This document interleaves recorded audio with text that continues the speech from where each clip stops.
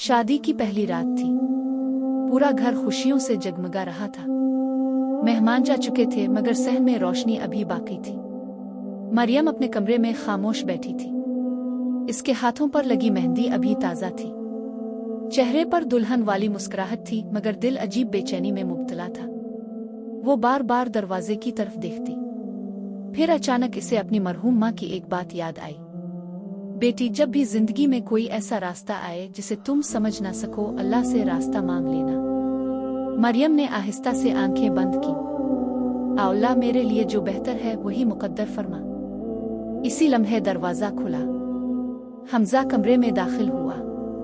वो चंद लम्हे दरवाजे के पास ही खड़ा रहा। फिर उसने नर्म लहजे में कहा, मरियम, अगर तुम घबराई हुई हो तो परेशान होने की जरूरत नहीं। हमारी जिंदगी की शुरुआत जल्दबाजी से नहीं, अल्लाह के नाम से होनी चाहिए। मरियम ने पहली बार इसे गौर से देखा। हमजा की आवाज में अजीब सा इत्मीनान था। वो सामने बैठ गया। कुछ देर दोनों खामोश रहे। फिर मरियम ने अचानक अपनी चादर के अंदर हाथ डाला। इसने एक पुराना सा लिफाफा निकाला और हमजा की तरफ बढ़ा दिया। ये आपके लिए है। हमजा ने हैरत से लिफाफा देखा। मेरे लिए? मरियम ने सर हिलाया।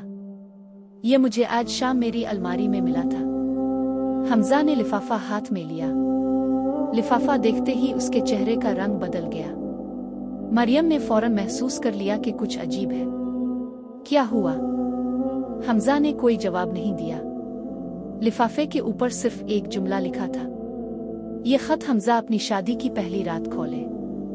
हमजा की उंगलियां कांपने लगे। इसने आहिस्ता से लिफाफा खोला। अंदर एक पुराना खत था। खत के कागज से कई साल पुरानी खुशबू आ रही थी। हमजा ने पढ़ना शुरू किया। बेटा हमजा, अगर तुम ये खत अपनी शादी की पहली रात पढ़ रहे हो तो समझ लो कि वक्त आ गया है। हमजा रुक गया। मरियम खामोशी से इसे देख रही थी। इसने अगली सत्र पढ़ी। अपनी बीवी पर कभी शक मत करना। असल राज इसके माजी में नहीं, तुम्हारे माजी में छुपा है। हमजा की आंखें खत पर जिम गईं।